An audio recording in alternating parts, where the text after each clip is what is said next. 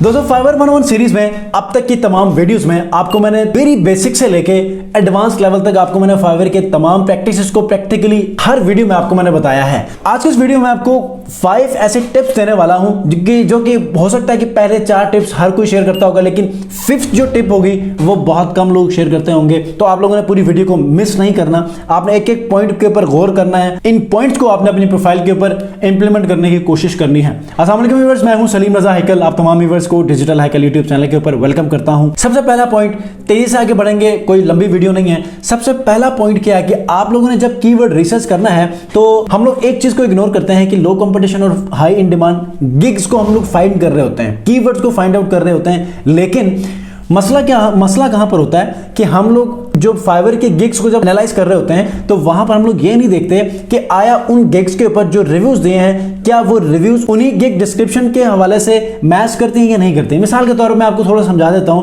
कि अगर एक लेवल 2 सेलर है या टॉप रेटेड सेलर है, लोगो डिजाइनिंग के ऊपर अपनी सर्विस देनी है, गिग के डिस्क्रिप्शन में जो सर्विसेज लिखी हैं, क्या उनको जो रिव्यूज मिले हैं क्या वो दोनों आपस में रिलेट करते हैं या नहीं करते।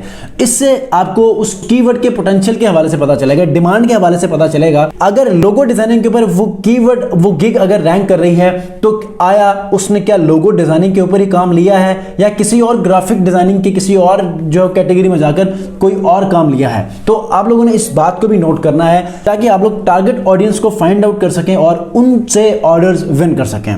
पहला पॉइंट।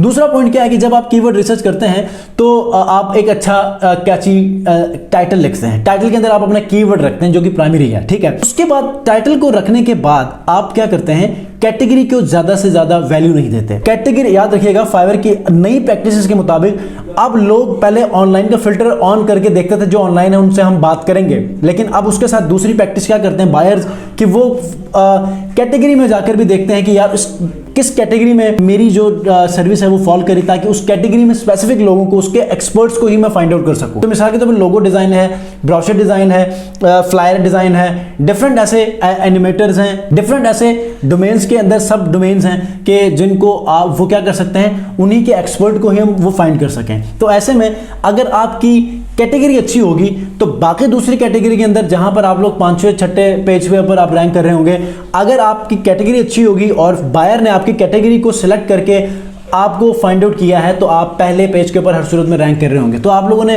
कैटेगरी को अच्छी रखनी है। इसमें इंपॉर्टेंट बात यह है कि आपने 4 से 5 ऐसे आपने सेलर्स को ओपन करके उनकी कैटेगरीज देखनी है। सबसे ज्यादा जो कैटेगरी यूज हो रही है उसमें देखें कि यार उसमें ज्यादा से ज्यादा डिमांड क्या है, कंपटीशन कितना है। अगर वहां पर लो कंपटीशन हाई इन डिमांड है तो उसी कैटेगरी को आप भी सिलेक्ट कर लें, ताकि वहां पर क्योंकि लोग ज्यादा आ रहे हैं, लोग प्रेफरेंस दे रहे हैं कि वहां पर आकर लोगों को ऑर्डर्स दें, तो आप भी वहां पर ऑर्डर्स ले सकते हैं। तीसरा पॉइंट क्या है कि हम लोग कोशिश करते हैं कि यार वही टैग्स यूज करें जो कि लेवल 1 2 या टॉप रेट सेलर्स यूज करते हैं और बस यही फाइनल डिसीजन लेना होता है, लेकिन ऐसा नहीं है। जो प्राइमरी कीवर्ड आपने सेलेक्ट किया है उसी को एक बार आपने टैग में यूज करके बाकी जो 4-5 यूज करने होते हैं, बाकी जो 4 टैग्स हैं आप बेशक आप दूसरे जितने 4-5 आपने गिग्स ओपन किए हैं उनमें जो मोस्ट रिपीटेड टैग्स हैं आप उनको यूज कर सकते हैं, लेकिन आपने अपने प्राइमरी कीवर्ड को टैग में यूज करना मत भूलना है अगर आप रैंकिंग चाहते हैं फाइवर के ऊपर, ठीक है। इस तरह आप अपनी डोमेन में अपने उस कीवर्ड में रैंक करना शुरू करेंगे। 4th पॉइंट क्या है कि हम लोग ज्यादा वैल्यू नहीं देते कि हम सोशल सिग्नल्स को गेन करें, ठीक है। सोशल सिग्नल्स क्या होते हैं फाइवर के ऊपर? आपने देखा होगा कि फाइवर का एक पार्ट ये है कि जब आप सोशल मीडिया से ट्रैफिक लेकर अपनी गिग के ऊपर लेकर आते हैं तो फाइवर को ये बात अच्छी लगती है, वो आपको इंकरेज करता है। क्यों? क्योंकि फाइवर को लगता है कि यार ये नए नए लोगों को फाइवर के ऊपर इनवाइट कर रहा है ताकि वो उनकी सर्विसेज में इंटरेस्ट लें, और कोई सर्विस अगर वो एज अ बायर ज्वाइन करना चाहता है बायर ज्वाइन करें, एज अ सेलर ज्वाइन करना चाहता है एज अ सेलर ज्वाइन करें। और यूं अगर आपके गिग के ऊपर मैक्सिमम लोग क्लिक करके लैंड हो जाते हैं तो इसी तरह आपकी गिग भी रैंक कर जाती है। तो सोशल मीडिया से आप लोग ट्रैफिक को लेने के लिए डिफरेंट सोशल मीडिया प्लेटफॉर्म्स के ऊपर आप अपने लिंक्स को शेयर करें। ब्लॉगिंग अगर आप करते हैं या किसी ऐसे दोस्त के पास ब्लॉगिंग है, टेक ब्लॉगिंग है, मतलब टेक्नोलॉजी के ऊपर कोई ब्लॉग है, तो आप वहां पर अपना बायो शेयर कर सकते हैं। अपने अर्निंग जो हिस्ट्री है उसके ऊपर आप एक ब्लॉग लिखकर अपने लिंक्स को शेयर कर सकते हैं।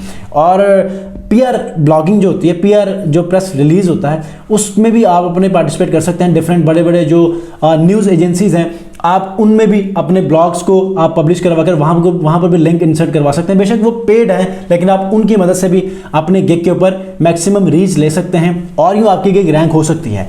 बात कहाँ पर होगी, अगर आपके गिग के ऊपर लोग तो लैंड कर जाएंगे, लेकिन अगर आप अच्छी सर्विस नहीं दे पाए, आपको ऑर्डर्स नहीं मिले इतने क्लिक्स के मिलने के बाद, तो तब भी आपको खतरा है। तो आपने अपनी परफॉर्मेंस को अच्छा करना है, आपने रिव्यूज अच्छे लेने हैं, 5 स्टार रेटिंग लेनी है, ताकि आप फाइवर के ऊपर मैक्सिमम रैंकिंग को गेन कर सकें और आप अपनी अर्निंग को एक्सपोनेंशियली ग्रो कर सकें। ठीक है, लास्ट पॉइंट बहुत इंपॉर्टेंट है। लास्ट पॉइंट में आपने ये करना है कि जितनी आपने रिसर्च की है वो कर लें, लेकिन जो इमेज आपने यूज करनी है वो आपने बहुत ही अपीलिंग, और मैं कहता हूं कि ये वो इमेज ही है कि जिसकी वजह से लोग आपके गिग के ऊपर लैंड करने के लिए डिसीजन लेते हैं। तो आपने क्या करना है कि सारा टाइम, मतलब मैक्सिमम टाइम जितना आप कीवर्ड रिसर्च के ऊपर लगाते हैं उससे थोड़ा सा ज्यादा बेशक आप इमेज के ऊपर लगा लें, ताकि आपकी इमेज डिफरेंट गिग्स के ऊपर स्टैंड आउट हो जाए और लोग इंटरेस्ट लेकर उस गिग को क्लिक करके आपको सर्विसेज देने में पहल करें। ठीक है, जितनी कोशिश आप ऑनलाइन रहने में, अच्छे रिव्यू लेने में, अच्छा जो रिसर्च करके गिग को बनाने में टाइम आपने लगाते हैं ना, उतना ही आप इसमें भी लगा लिया करें, क्योंकि 50-50 है। इमेज को जितना अच्छा करेंगे उतना आपके लिए बेनिफिट है। ठीक है, तो आपने इसके ऊपर एक अच्छा टाइम लगाकर एक अच्छी इमेज को डिजाइन करके पब्लिश करनी है।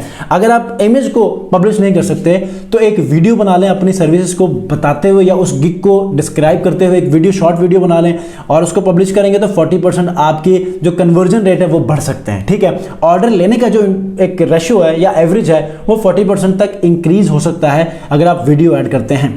तो इसी के साथ ही जाते जाते बोनस टिप यह है कि जितना आप मर्जी काम कर लें, अगर ऑनलाइन नहीं रहेंगे तो ये आपका, अगर आप ऑनलाइन नहीं रह सकते कम से कम 10 से 12 घंटे, तो आपका काम करना फजूल है, आप छोड़ सकते हैं आज ही।